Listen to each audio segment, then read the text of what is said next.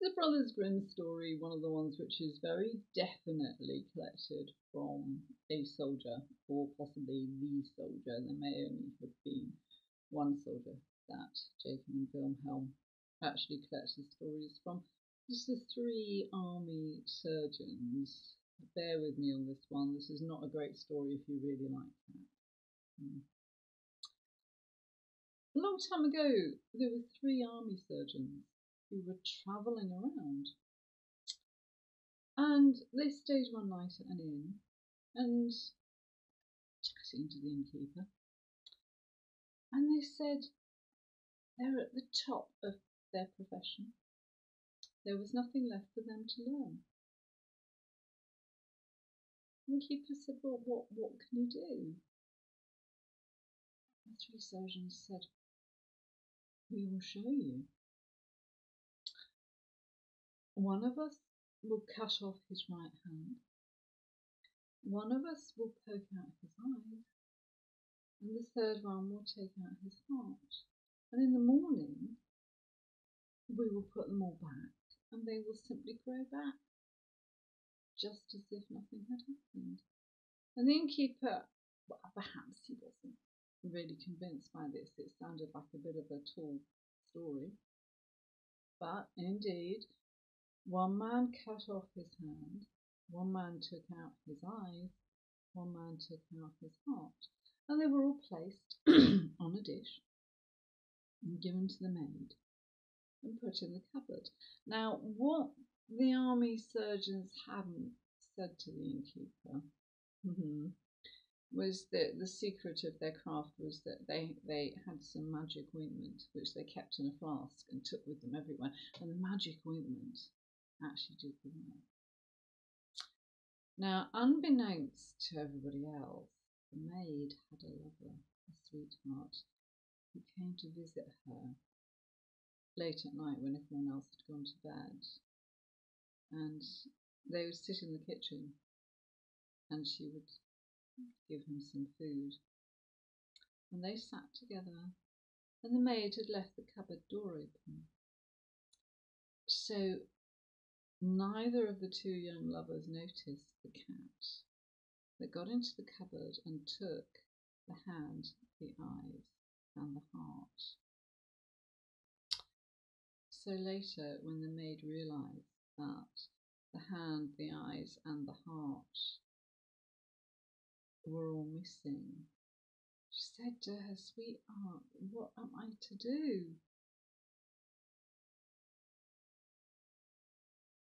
He said, don't worry. There is a thief hanging from the gallows. I will go and fetch his right hand. So the soldier went, and with his sharp knife he cut off the thief's right hand and brought it back. And he took a village cat and poked out its eye. I did say cat lovers wouldn't like this. Poked out the cat's eyes.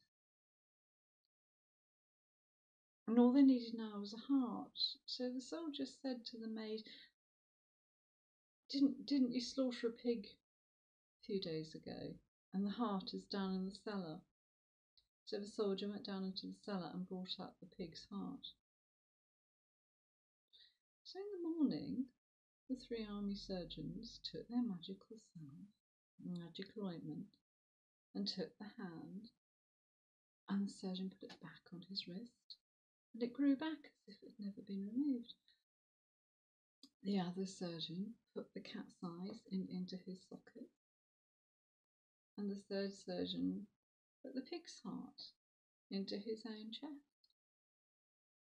They paid their bill, bid the innkeeper a fond farewell, and set off down the road. Something seemed to be amiss. The surgeon with the pig's heart kept stopping, and every time he found a pile of rubbish, he would get down on all fours and have a good sniff around in the rubbish. Even though his friends pulled him back by his coattails, the man who had the cat's eyes said, I cannot see. You must lead me, or I will fall. That evening they came to another inn, and they were sitting there, and there was a rich man at the table counting his money. The man who had the thief's hand found his hand began to itch, and his hand began to move of its own accord. And there was nothing that the surgeon could do to stop himself from stealing the rich man's money. And all three of them shared one room. And in the middle of the night, the man with the cat's eyes woke up and said, "Can you see those white mice running around by the skirting boards?" And his companions said, "No, we can't see them." And it was then that they realised the innkeeper had given them back the wrong organs. So the following day, with some of the rich man's money still in their pocket, they walked back the way they had come and spoke to the innkeeper.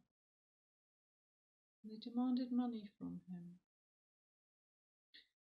So the three surgeons ended up with enough money to live on till the end of their days, but they would all rather have had their own hand, their own eyes, and their own heart.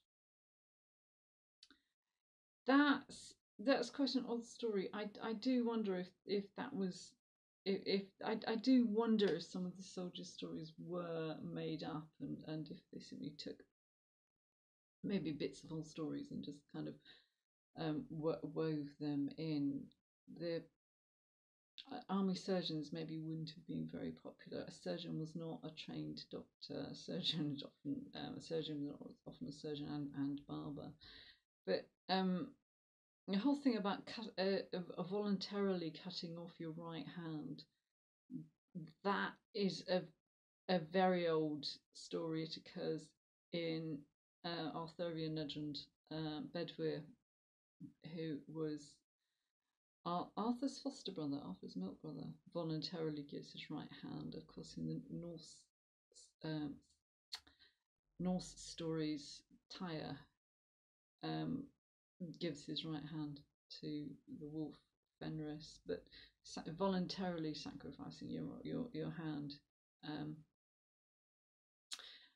J.K. Rowling used that in the Harry Potter stories as well. It is quite a commonly used image, and of course it's a very common soldier's injury. Of course, a lot of the guys who came back from Iraq and Afghanistan had lost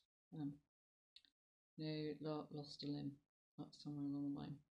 It is a kind of soldier's sacrifice, so that maybe that would appeal to soldiers. Maybe they felt that some of the army surgeons kind of got their just desserts on that one. I wonder if that's where Terry Pratchett took the idea of the eye gouge from, or perhaps he just came up with that himself. You never know. Certainly, it's a story which is, maybe if you had the right sense of humour, you would go beyond irony and perhaps find a nugget of humour in there. I'm not too sure. I personally just feel sorry for the cat. Hope to see you again.